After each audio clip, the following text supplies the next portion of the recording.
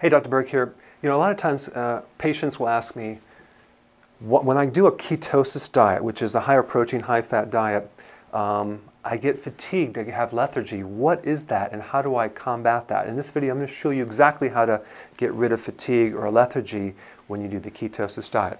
But real briefly, ketosis is the process where you're actually switching the fuel source to more fat burning, because typically our bodies will run always on sugar as a priority if given the chance. And you have about 72 hours of sugar to run on, and then it switches over to fat if you go on a ketosis diet. But to do that, the purpose of fat is to protect you against the starvation of sugar. So you want to starve the body of sugar to be able to convert over into the fat burning mode.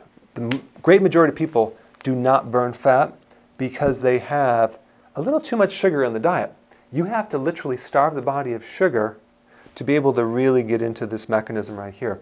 And the body has to make all these different new machinery or enzymes to be able to break down this fuel. And it takes a period of time to do that. It might take 3 days to 2 weeks to build this up.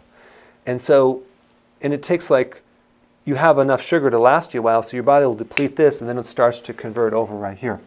Now, the one nutrient that your body needs in this mechanism, and if it doesn't have this one nutrient, you are going to have fatigue and lethargy, is vitamin B5, pantothenic acid.